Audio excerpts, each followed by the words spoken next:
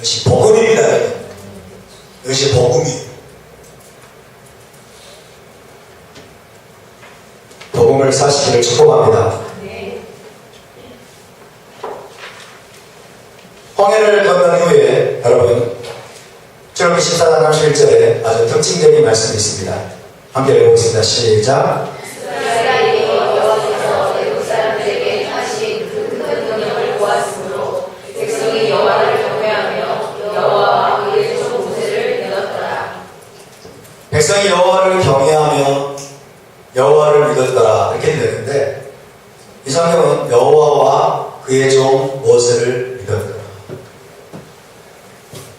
여호와께서 애굽 사람들에게 행하신 그 큰 능력을 보았으므로 백성이 여호와를 경외하며 여호와와 그의 종 모세를 믿었더라. 그렇게 기록하고 있습니다. 모세를 믿는 건 우상숭배 아닌가요? 이렇게 생각할 수 있어요. 근데 성경은 그렇게 말하지 않아요. 여호와와 그의 종 모세를 믿었더라. 이것이 성경적인 신앙입니다. 따라서 여호와를 믿고 그의 종 모세를 믿으라. 아멘. 여호와를 믿고 그의 종 모세를 믿는 것입니다. 여호와와 그의 종 모세를 믿었다고 성경은 기록하고 있습니다. 이 굉장히 중요한 원리를 우리에게 보여줍니다. 이스라엘 백성은 홍해에서 모세를 통해 하신 여호와의 크신 능력을 보고 여호와와 그의 종 모세를 믿었습니다. 모세를 통해 행하신 하나님의 기적을 보고 크신 능력을 보고 여호와와 그의 종 모세를 믿었습니다. 이것이 참된 믿음이에요. 이것이 참된 믿음. 많은 사람들이 이렇게 말합니다. 나 하나님을 믿습니다. 그리고 주의 종을 믿지 않아요. 하나님 보내신 리더십을 믿지 않아요. 하나님 세우신 종들을 믿지 않아요. 난 하나님께 순종합니다. 하나님 세우신 사람 리더십에 순종하지 않아요. 여러분 이것은 가짜입니다. 이것은 불가능합니다. 잘못된 것입니다. 모세가 하나님의 대리인으로 세워받은 것을 믿은 것이죠. 그죠? 모세가 하나님의 대리인으로 하나님의 종으로 하나님의 종으로 세워받은 것을 믿은 거예요. 모세의 역할이 지금 이스라엘 백성들 가운데 하나님의 역할을 대신하는 것입니다. 하나님 하신 일들을 대신하는 거예요. 아멘. 그래서 여호와를 믿는 것과 모세를 믿는 것은 서로 분리될 수 없어요. 믿으십니까? 여호와를 믿는 것과 그의 종을 믿는 것은 분리될 수 없어요. 할렐루야. 제가 지금 여러분에게 토라를 가르치고 있습니다. 여러분이 토라를 가르치고 있어요. 이것은 하나님의 역할을 제가 대신하고 이해되십니까?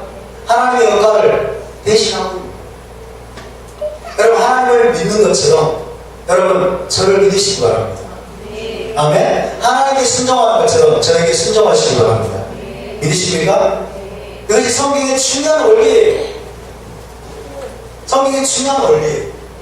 하나님을 믿는 것과 하나님이 세우신 리더십을 믿는 것은 분리될 수 없습니다. 여러분. 오늘 사람이 리더십을 무너뜨리고 있습니다. 권위에 대한 순복을 무너뜨리고 있습니다. 권위를 무너뜨리고 있습니다.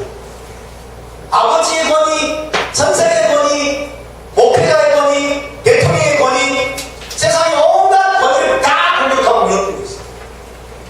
죽습니다. 여러분 것은 죽음의 길로 가는 거예요. 공멸의 길로 가는 거예요. 다 망하자는 겁니다.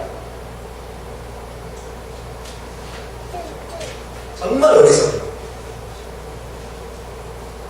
그래서 하나님께서 세우신 리더십에 순복하지 않고 하나님께 순복할 수 있는 길은 없다. 아멘. 이것이 성경적인 믿음입니다.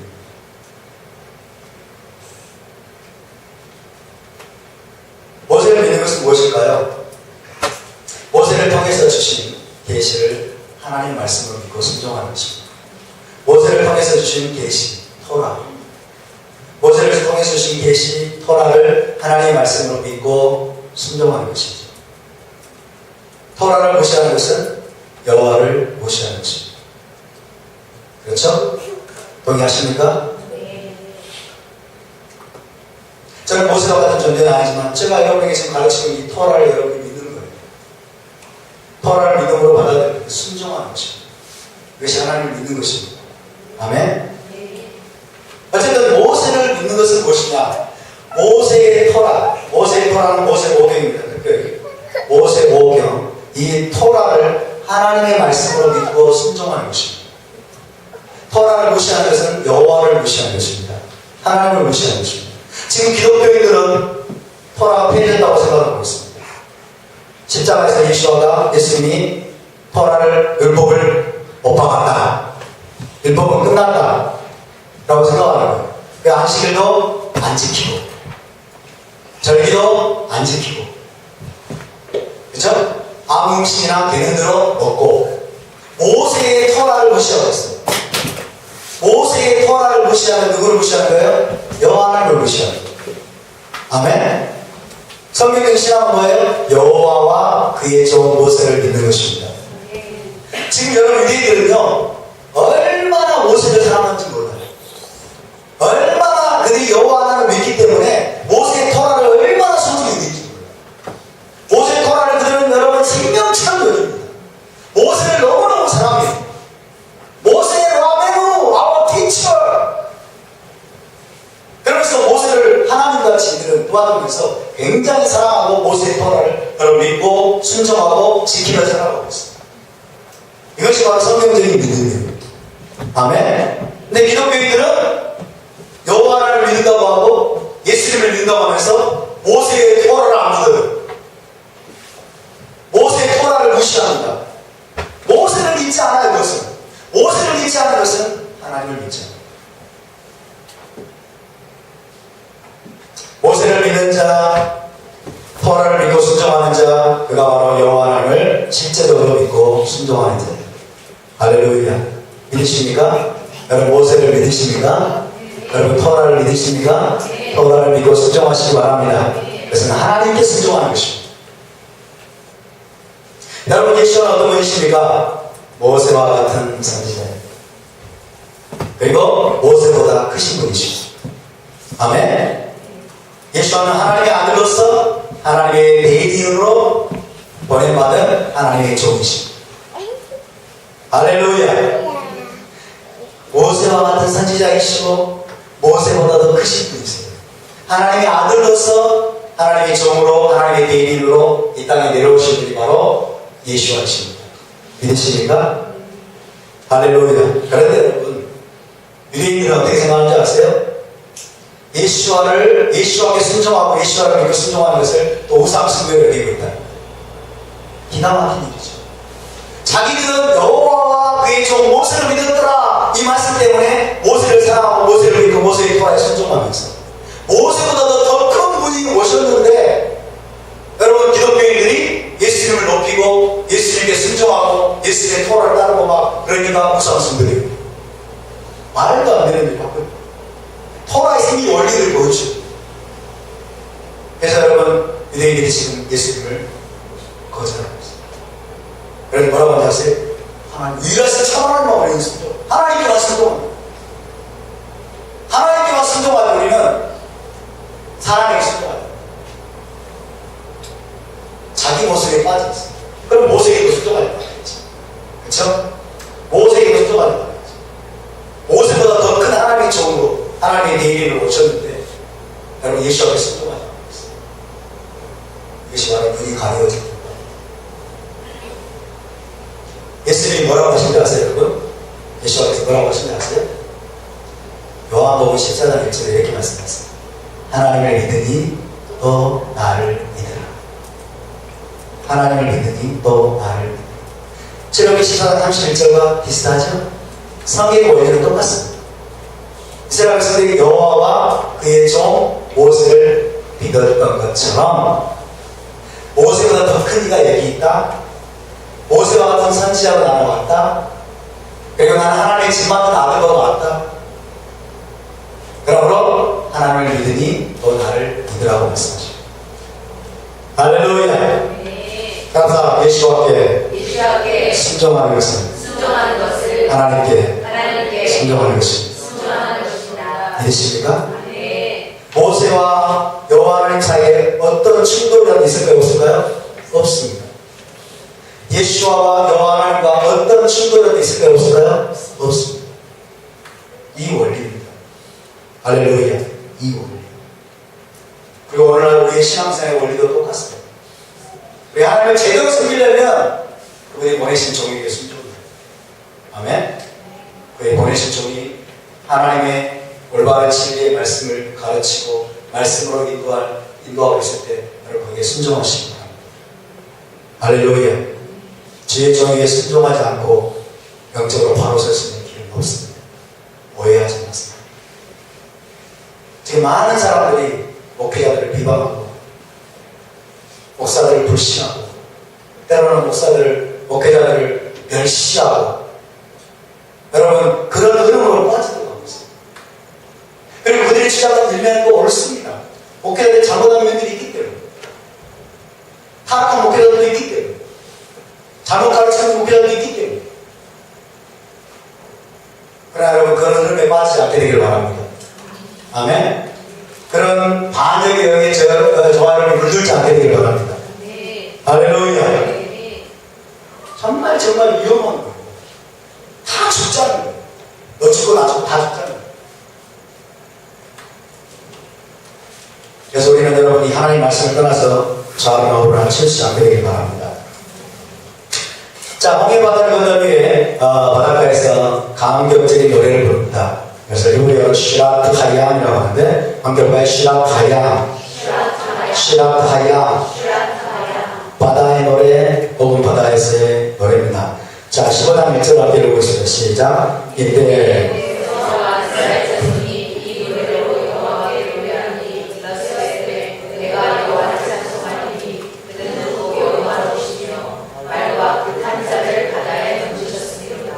예, 첫 번째 노래입니다. 모세와 이스라엘 자손이 이 노래로 여호와께 노래하니 내가 여호와를 찬송하리니 그는 높고 영화로우시며 말과 그 탄자를 바다에 던지셨음이로다. 15장 우리가 전체를 읽어보면 정말 놀라운 노래임을 알 수 있습니다.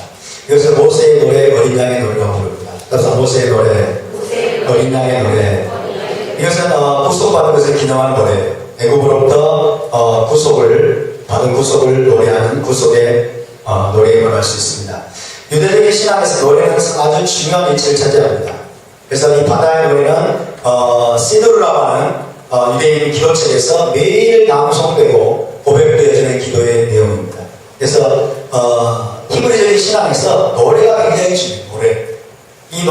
하나님으로부터 기적적인 구속을 받고 공동체 전체가 노래하면서 하나님을 찬양한 첫 번째 기록이 출애굽기 15장입니다. 첫 번째 기록. 그래서 여기서부터 이제 노래가 시작됩니다. 노래와 춤이 시작됩니다.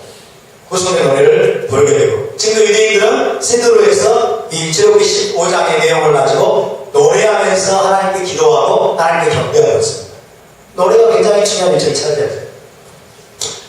자, 여기서 우리가 기억해야 될 두 가지 영적인 원리가 있는데요. 첫 번째로 이스라엘의 과거는 이스라엘의 미래에 대한 예언입니다. 이스라엘의 과거는 이스라엘의 미래에 대한 예언입니다. 과거에 어떤 일을 행하신 하나님은 미래에 똑같은 일을 또 행하실 것입니다. 아멘. 따라서 이스라엘의 과거는 이스라엘의 미래에 대한 예언이다. 이게 첫 번째 원리고요. 두 번째는 마지막 구속자는 첫 번째 구속자와 같을 것입니다. 마지막 구속자는 예수와. 첫 번째 구속자는 누굽니까? 모세입니다. 그렇죠? 마지막 구속자인 예수와는 첫 번째 구속자인 모세와 같은 모습으로 하나님의 백성들을 구속하고 구원하는 일을 행하게 될 것입니다. 아멘. 이 중요한 원리예요. 다시 한번 봅시다. 이스라엘의 과거는 이스라엘의 미래에 대한 예언이다. 마지막 구속자는 첫 번째 구속자와 같을 것이다. 아멘. 그래서 여러분, 이스라엘의 과거였던 홍해 사건, 홍해에서의 그 기적적인 구원과 구속의 사건은 여러분 마지막 때 또다시 반복될 것입니다. 아멘. 또다시 일어날 것입니다. 자, 그래서 예수와에 의한 최종적인 구속의 때 모세의 노래, 어린 양의 노래가 다시 불려지게 되는 것입니다. 계시록 15장 2절에서 4절. 그렇죠? 모세의 노래, 어린 양의 노래를 부르게 됩니다. 모세의 노래, 어린 양의 노래. 하프를 들고 모세의 노래, 어린 양의 노래를 부르는 내용이 계시록 15장에 기록이 되어 있는데, 그것은 출애굽기 15장의 내용을 다시 재현하는 것입니다. 할렐루야. 출애굽기 15장입니다. 자, 출애굽기 15장의 노래는 그래서 최종적인 구속에 대한 예언적인 노래라고 할 수 있습니다. 마지막 때 있게 될 최종적인 구속에 대한 예언적인 노래라고 할 수 있습니다. 그래서 이 최종적인 구속을 경험한 저와 여러분이 메시아 왕국에서 그 노래를 다시 부르게 될 것입니다. 할렐루야. 다시 하나님 앞에 갔을 때, 주님 앞에 다시 우리가 모아졌을 때, 마지막 구속을 경험했을 때 우리가 부르게 될 노래가 바로 출애굽기 15장의 노래고, 이것이 바로 모세의 노래, 어린 양의 노래입니다. 첫 번째 구속자는 모세로 불리고 마지막 구속자는 어린 양이잖아요. 그래서 모세의 노래, 어린 양의 노래입니다. 저와 여러분이 이 노래를 부르게 될 때가 올 것입니다. 자, 홍해를 거는 다음에 이제 어디로 가냐면 광야로 해가게 됩니다. 15장 20절 함께 있습니다. 시작. 모세가 광야에서 이스라엘을 인도하되 그들이 나와서 수르 광야로 들어가서 거기서 사흘을 걸었으나 물을 얻지 못하고. 홍해에서 이스라엘을 인도해서 수르 광야라는 곳으로 들어가게 됩니다. 수르 광야.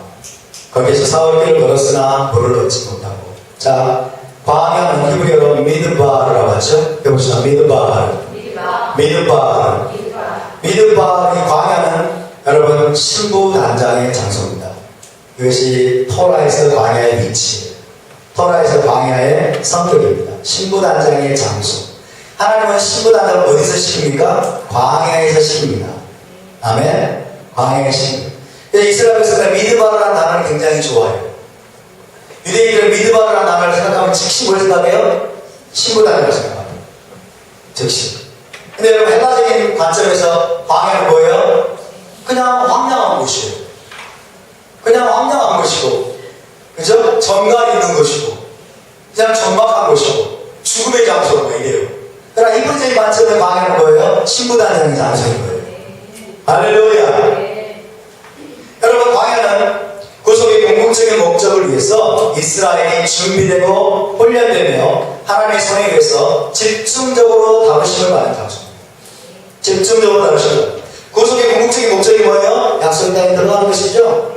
약속의 땅에 들어가는 그 구속의 궁극적인 목적을 위해서 하나님이 이스라엘을 준비시키고 훈련하시고 하나님의 손으로 계속해서 집중적으로 다루시는 장소, 여기가 바로 광야입니다. 하나님의 뜻으로 준비되고 훈련되지 못한 상태에서는 결코 약속의 땅을 기업으로 받지 못합니다. 하나님의 토라로, 하나님의 말씀으로 정결케 되고 준비되고 훈련되지 못하면 여러분 약속의 땅에 들어갈 수 없어요. 메시아 왕국에 들어갈 수 없습니다. 천국에 들어갈 수 없습니다. 나더러 주여 주여 하는 자마다 다 천국에 들어갈 것이 아니요 하나님의 뜻대로 행하는 자가 들어가리라. 아멘. 하나님의 뜻대로 행하는 삶을 연습시키고 훈련시키는 장소가 여러분 광야인 것입니다. 하나님의 뜻 앞에, 말씀 앞에 여러분 순종하지 못하면서 천국에 들어갈 생각을 하지 마십시오. 천국에 들어갈 생각을 하지 마세요. 에덴 동산으로 돌아갈 수 없습니다. 광야는 하나님의 말씀이 임하는 장소입니다. 미드바, 다바, 그죠? 그래서 다바르에 뱀이 붙어 있어요.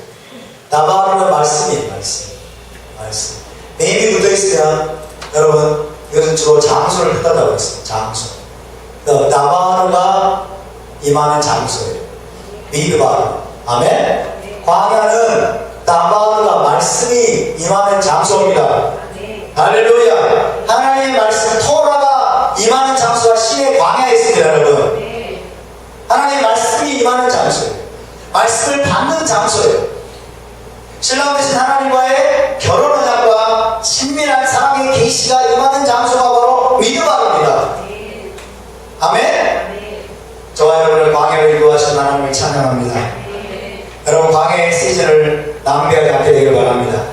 광야로 인도하신 하나님을 성취하시기 바랍니다.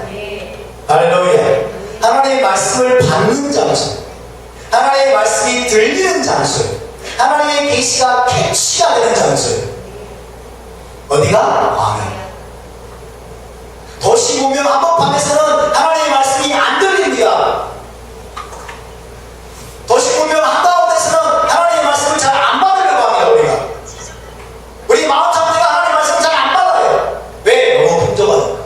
모든 게 편하고 모든 게 잘 되고. 그 하나님의 말씀을 안 받는 장소와 여러분 편안하고 안락한 도시 문명과 이 세상 하나님의 말씀 우리가 정말 받도록 우리 마음이 준비되는 것일까요? 광야. 왜? 광야에서 마음이 가난해집니다. 아멘. 여러분 광야를 사랑하시기 바랍니다. 광야를 사모하시기 바랍니다. 여러분 가운데 광야에 내버려진 것 같은 느낌을 가지고 계신 분 있으십니까? 여러분 감사하시기 바랍니다. 하나님의 말씀 여러분에게 이 말씀은 기회. 광야는 오직 하늘의 공급만을 의지하는 장소입니다.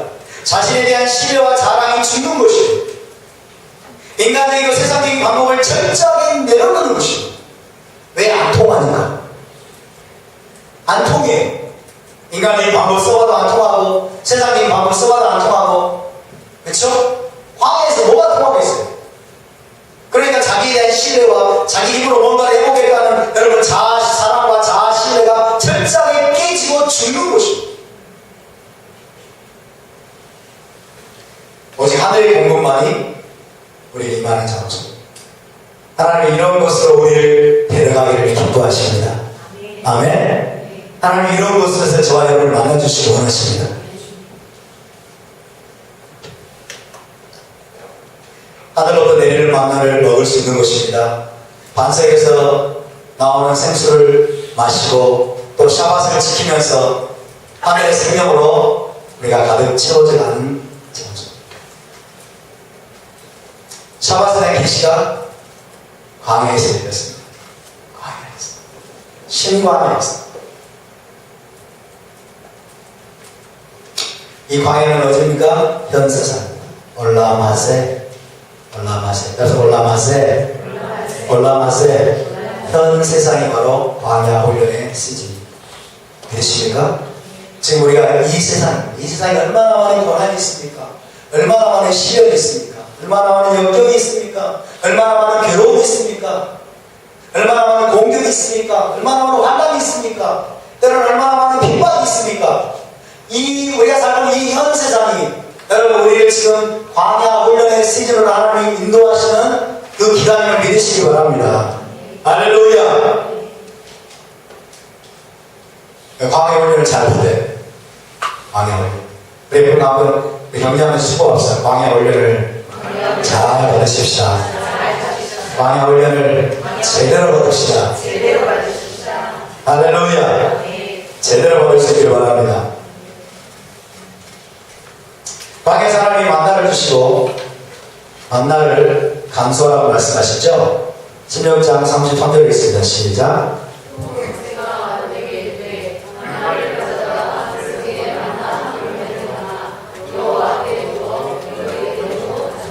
네, 시간 관계상 많이 다 자세히 보더라고요. 중요한 것들을 조심을 합니다.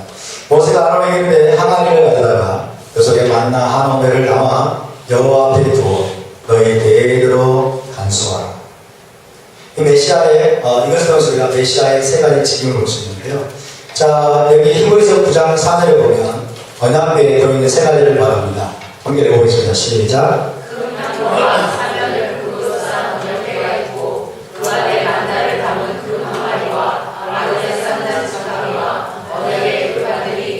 예, 하나님이 항아리를 가져다가 만나 한 오멜을 담아서 너희 대대로 간수하라고 말씀하셨는데 히브리서 9장 4절에 보면 언약궤 안에 들어있는 세 가지를 말씀합니다. 첫 번째 뭐예요? 만나를 담은 그 항아리. 두 번째는 아론의 쌍난 지팡이. 세 번째 언약의 두 돌파. 언약의 돌파. 이게 언약궤 속에 들어있는 거예요. 언약궤 속에. 만나를 어디에 담았어요? 금 항아리에 담아서 우리가 할 수 있죠? 일반 항아리가 아닌 걸 알 수 있죠? 금 항아리에 담았어요. 자, 이 세 가지 물건을 통해서 여러분 메시아를 우리에게 가르쳐줍니다. 메시아의 세 가지 직임을 우리에게 가르쳐줍니다. 메시아. 성경은 다 메시아를 가르쳐줍니다. 아멘. 자, 언약궤 속의 세 가지 물건은 각각 메시아의 세 가지 직임을 상징적으로 보여주는데, 메시아의 세 가지 직임이 무엇입니까? 선지자, 대제사장, 왕. 그죠? 메시아 히브리어로 마시아크라고 하죠. 마시아크의 뜻이 뭐예요? 기름 부음 받은 자. 기름 부음 받은 자. 자, 선지자와 대제사장과 왕이 기름 부음을 받아서 세워집니다.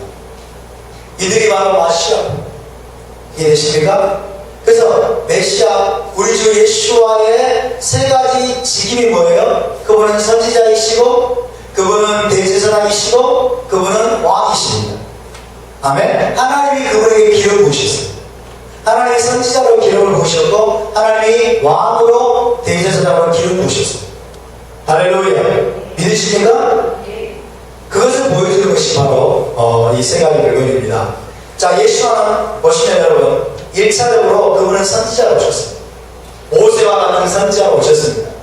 선지자로 오셨고, 부활하신 후에는 우리의 대제사장으로 하늘 성소에 들어가서 피를 뿌리시고 살아가셨습니다. 우리 대제사장으로 살아가셨고, 그 다음에 그분은 재림하실 때 왕으로 오신 것입니다. 아멘. 그렇다고 해서 여러분, 그분은 지금 왕이 아니란 말이 아니에요. 그분은 다예요, 다. 그분은 선지자이시고, 왕이시고, 대제사장이시고, 그분은 모든 것입니다. 우리의 교사이시고. 그러나 그분의 주로 그분이 드러내셨던 그분의 주된 직임이 바로 이거라는 거예요.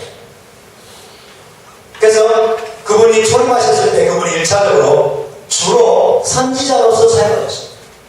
모세와 같은 선지자로서 그분은 오셨습니다. 그리고 죽임을 당하시고 부활하신 후에는 우리의 대제사장으로 여러분, 그분은 하늘 성소에 들어가셨습니다. 그리고 피를 뿌리시고 완전한 속죄를 이루셨습니다. 아멘. 그분의 왕 되심은 가리워졌어요. 그분의 왕 되심은 가리워졌어요. 저와 여러분은 물론 알고 있어요. 그분이 왕임을. 그렇죠? 그러나 전체적으로, 우주적으로, 세계적으로 그분의 왕 되심은 가리고 있어요. 그분은 재림하실 때 여러분, 이스라엘의 왕으로, 만왕의 왕으로 오실 것입니다. 할렐루야. 자, 이 세 가지 잘 보고 있습니다. 이 세 가지 그걸 말해주는 첫 번째, 만나. 하나님이 담긴 만나예요. 만나. 이 만나는 예수와의 선지자 사역을 상징합니다. 예수와의 선지자 되심. 선지자이시죠. 만나가 무엇입니까? 하나님의 입에서 나오는 모든 말씀이죠. 하나님 입에서 나오는 모든 계시의 말씀. 그 계시의 말씀을 하나님께서 받아서 전달하는 자가 선지자입니다. 선지자는 하나님의 대변자예요. 하나님의 대변자. 그래서 이 만나는 여러분 하나님의 입에서 나오는 모든 말씀을 우리에게 전해주시고 하나님을 대변해 주신 선지자로서의 예수와를 우리에게 보여줍니다. 예수와의 선지자 되심, 선지자 사역. 그 다음에 아론의 쌍난 지팡이는 예수와의 부활과 대제사장 되심을, 대제사장 직분을 우리에게 보여줍니다. 여러분, 쌍난 지팡이는 아론의 대제사장 직에 대한 확증으로 주어졌죠? 그렇죠? 아론의 대제사장 확증이 저는 그게잖아요. 근데 싹이 났단 말은 뭐예요? 막대기에 불과했던 나무에 싹이 나버렸어요. 이건 부활을 상징합니다. 그렇죠? 그래서 이 아론의 쌍난 지팡이는 예수와의 부활과 그분의 대제사장 되심을 우리에게 계시줍니다. 그걸 가르쳐줍니다. 세 번째, 두돌파. 언약의 두돌파는 예수와의 왕권을 나타냅니다. 왕 되심. 왜요? 왕은 입법자예요. 왕은 로기버입니다. 법을 베푸는 자예요. 법을 베푸는 자. 여러분, 그래서 재림시에 주님의 왕권이 확고히 세워질 것인데, 그분이 왕으로 재림하시면 뭐할까요? 토라가 시온에서 나온다고 하잖아요. 할렐루야. 하나님 나라의 헌법이, 하나님 나라의 킹덤의 법이 시온에서부터 열방으로 나가는 것입니다. 그분이 다시 한번 법을 베푸는 것입니다. 할렐루야. 그래서 여러분, 언약궤 안에 이 세 가지가 들어있는 것이 우연이라고 생각하지 마세요. 언약궤 안에 여러분 이 세 가지가 들어있는 것은 메시아이신 그분의 선지자 되심과 그분의 뭐예요? 그분의 대제사장 되심과 그분의 왕 되심을 우리에게 보여줄 것입니다. 할렐루야.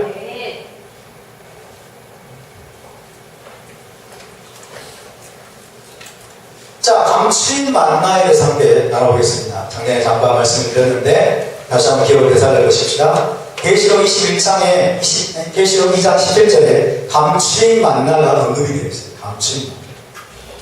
느닷없이 나오는 말이에요, 사실. 느닷없이 나오는 말. 여러분 한번 생각해 보세요. 계시록 말씀을 일단 제쳐놓고 만나가 감추었다는 이야기가 어디 있어요? 어디 있어요? 있어요, 없어요? 없어요. 그렇죠? 그러니까 계시록 2장 11절에 감추인 만나라는 말이 나오는 것은 상당히 여러분 생뚱맞은 거예요. 느닷없는 거예요. 이해하기 힘들어요. 신약성경의 모든 내용들은 거의 다 토라에서 알 수 있어요. 토라에서 가져온 거예요. 근데 만나가 감추었다는 것은 토라에서 찾아보기 힘들어요. 그래서 우리에게 필요한 게 뭐냐면 유대인의 관점이 필요합니다. 히브리적인 관점이 필요합니다. 그래서 우리가 유대인들의 문화와 전통을 우리가 알아야 되고 유대의 이 문헌들을 우리가 공부해야 될 필요가 있는 거예요. 여러분이 따로 공부하실 필요는 없습니다. 제가 열심히 공부해서 여러분에게서는 이렇게 있습니다. 끝까지 공부하시는 만한 시간이 없으시 바쁘십니다. 자, 16장 제목이 32절에서 34절까지 읽어보겠습니다. 시작. 모세가 이르되 여호와께서 이같이 명령하시기를 이것을 오래된 세워서 너희에게 대대 소선을 위하여 단수하라. 또 모세가 아론에게 이르되 항아리를 가져다가 그 속에 만나 한 분배를 담아 여호와 앞에 두어 너희 대대로 단수하라. 아론이 여호와께서 모세에게 명령하신 대로 그것을 수거 바닥에 두어 단수하게 하였고. 여러분 이 내용에 대해서 한번 생각을 해보셨습니까? 진지하게 성경을 읽으실 때 여러분 신선한 느낌을 가지고 읽으시기 바랍니다. 성경을 읽으실 때 안다고 생각하지 말고 완전히 새로운 내용이라고 생각을 하고 상상력을 발휘해서 읽어보세요. 그럼 성경이 새롭게 열리기 시작합니다. 우리는 기존에 우리가 지금 가지고 있는 기독교적인 해석의 틀을 가지고 있어요. 기독교적인 해석의 틀을 가지고 우리가 성경을 안다고 생각해요. 그러니까 이게 무슨 의미를 가리키는지를 우리가 다 놓쳐버려요. 여러분 자 보세요. 평범한 만나는 보통 24시간에서 48시간 동안만 유지되고 다 썩어버려요. 그렇죠? 만나를 거두잖아요. 다음날까지 남겨놓으면 썩어버리잖아요. 근데 하나님 뭐라고 그래요? 만나를 좀 가져다가 대대로 보관하라고. 말이 되나요? 썩어버리는데? 그렇죠? 그러니까 평범한 만나는 24시간 유지되고 그 다음에 안식일 전에 놓는 것은 안식일도 먹어야 되니까 48시간 유지됩니다. 이해되시죠? 그런 다음에 남겨두면 썩어버려요. 사라져버려요. 이런 만나라면 여러분 대대로 간수할 수 있을까요? 없을까요? 없어요. 하나님이 간수하라고 이 만나는 특별한 만나. 자, 그 망아리 속에 여러분 그 망아리 속에 담은 만나는 평범한 만나가 아니라 대대로 썩지 않고 보존되는 아주 특별한 만나임을 알 수 있습니다. 이해가 되십니까? 네. 한 번도 생각 안 해보셨을 거예요. 그래서 지금 생각해 보시기 바랍니다. 그 만나는 썩지 않아요. 그 만나는 수천 년 지나도 그대로 있어요. 와! 기적이에요.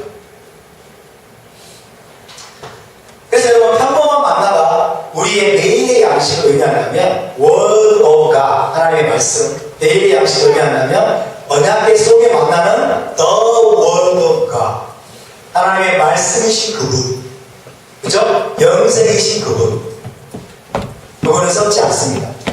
아멘. 예수 하는 말씀이시죠? 그것을 의미한다고 할 수 있습니다. 평범한 만나는 매일의 양식이에요. 매일의 양식. 매일의 양식을 스몰 워드예요. 그렇죠? 스몰 워드가 그래서 의미한다면 언약궤 속에 썩지 않은 만나는 영원한 생명이신 그분이 메시아 또 워드가 그렇죠? 영원히 썩지 않는 생명을 가진 하나님의 말씀 메시아를 의미한다고 말할 수 있습니다. 여기까지 이해되십니까? 그래서 여러분 평범한 만나가 하늘로부터 내린 양식으로 오신 메시아의 초림을 의미한다면 언약궤 속에 만나는 하나님의 전전에 계신 영원히 살아계신 메시아를 의미합니다. 왜? 그분은 썩지 않잖아요. 그렇죠? 그분은 부패하지 않습니다. 근데 그분도 말씀이잖아요. 그렇죠? 하나님의 말씀이신데 썩지 않고 부패하지 않는 메시아. 그걸 여러분 언약궤 속에 만나가 상징하고 있어요. 보여주고 있습니다. 근데 그 언약궤는 어디에 있어요? 지성소에 있죠. 그 언약궤는 지성소에 있어요. 그것은 하나님의 보좌, 존재에 있다는 거예요. 아멘. 그래서 이제 계시록 2장 17절 읽어보겠습니다. 시작.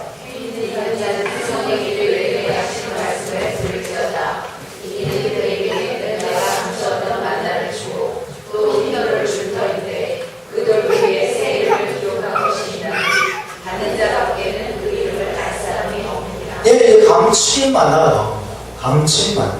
도대체 만나가 감추였단 말이에요. 성경에 안 나오는 거예요. 출애굽기 아무리 읽어봐도 만나가 감추였단 말이 안 나오는 거예요. 그죠?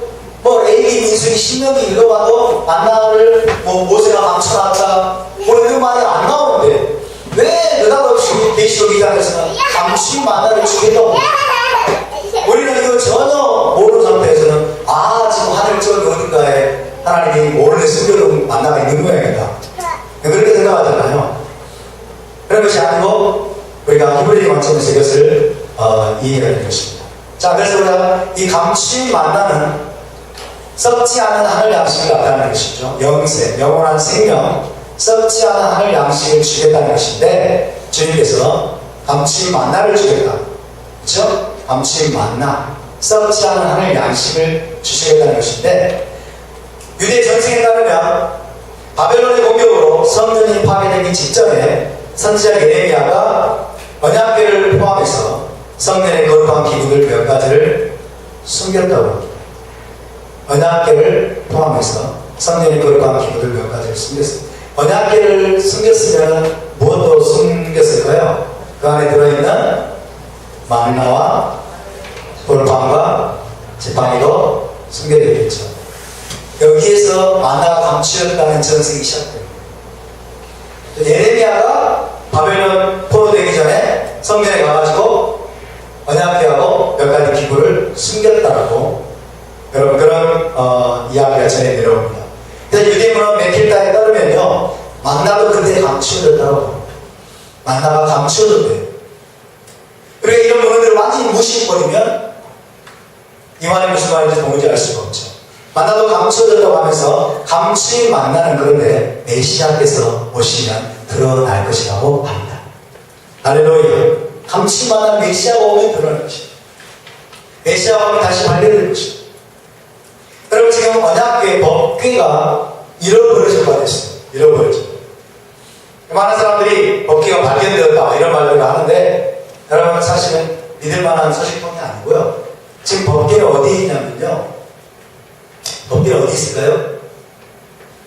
법궤는 성전이 세워져 있던 그 성전 모리아산 성전터 그 지하에 있어요. 그 지하 어딘가에 숨어 있어요. 유대 마피들은 알고 있어요. 저명한 마피들이 그 지하 속으로 들어가가지고 여러분 언약궤가 있는 것을 확인했다고. 거기에 감추되어 있습니다. 감추되어 있습니다. 여러분 어쨌든 만나가 감추어졌는데 그 감추인 만나는 메시아께서 오실 때 그 만나를 드러낼 것이다 라고 이야기합니다. 예수님께서 이기는 자들에게 주실 이 감추인 만나는 영생을 상징하는 것입니다. 영생, 영원히 썩지 않는 하늘 양식, 영원한 생명, 그렇죠? 영원히 썩지 않는 하늘 양식을 주겠다고 하는 약속인데 근데 여러분 실제적으로 언약궤의 만나는 지금 감추인 만나가 되어 있는데 메시아가 오시면 그 감추인 만나가 드러날까요? 안 드러날까요? 드러납니다. 실제로.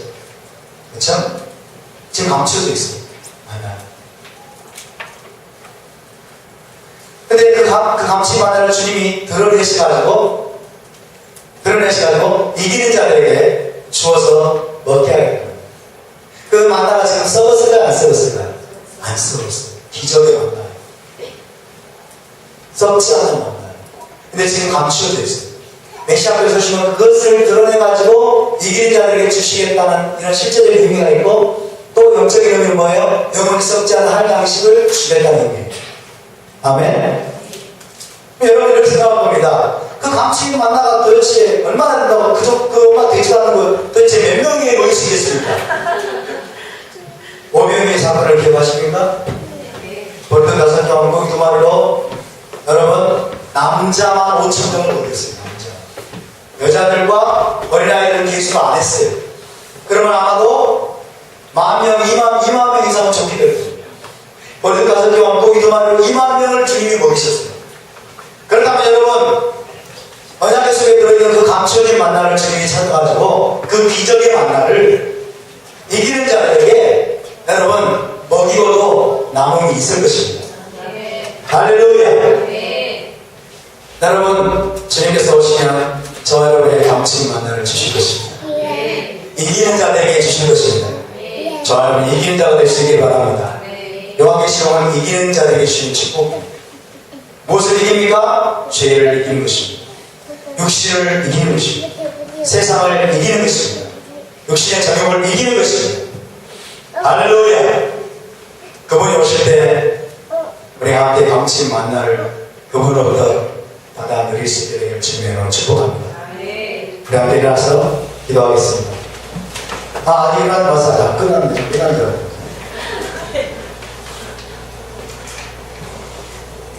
너무 좋아가지고 끝내려고 했네요. 아말렉과의 전쟁을 살펴보겠습니다. 자, 17장 15절에서 16절 시작. 모세가 제단을 쌓고 그 이름을 여호와 니스라고 이름에 여호와께서 맹세하시기를 여호와가 아말렉과 더불어 대대로 싸우리라 하셨다 하였더라. 르비딤에서 여러분 반석에서 나는 물을 마신 노래 다시 한번 아말렉과의 전쟁과 맞닥뜨리게 됩니다. 아말렉은 어떤 전쟁입니까? 장차 이스라엘을 대적할 나라를 상징합니다. 이스라엘의 대적을 반유대주의의 국가, 이스라엘을 대적할 모든 나라들을 아말렉이 대표하고 있습니다. 그래서 하나님 뭐라고 말합니까? 여호와가 아말렉과 대대로 싸울 것입니다. 아말렉과 대대로 싸울 것입니다. 아말렉의 기억을 지워버릴 것입니다. 그 말은 무슨 말이에요, 여러분? 이스라엘을 대적하는 모든 나라들과 하나님이 싸우시겠다는 거예요. 이스라엘 대적하는 모든 나라들과 싸우시고 이스라엘 대적하는 모든 나라들의 기억을 하나님이 지워버리시겠다고 말씀하십니다. 아멘? 아말렉이 대표하는 게 바로 그겁니다. 이스라엘을 대적하는 것. 그래서 이스라엘을 대적하는 것은 여호와 하나님을 대적하는 것입니다. 믿으십니까? 왜요? 언약 관계로 묶여있기 때문에. 이스라엘은 여호와 하나님과 결혼한 관계입니다. 신부를 공격하면 신랑을 공격합니다. 할렐루야. 여러분 야곱이 바단 아람에서 가나안 땅으로 돌아올 때 에서가 나와서 대적했습니다. 그랬던 것처럼 이스라엘 백성이 가나안 땅으로 향할 때 에서의 자손이 아말렉이 대적하고 있습니다. 역사는 반복됩니다. 예언적인 패턴입니다.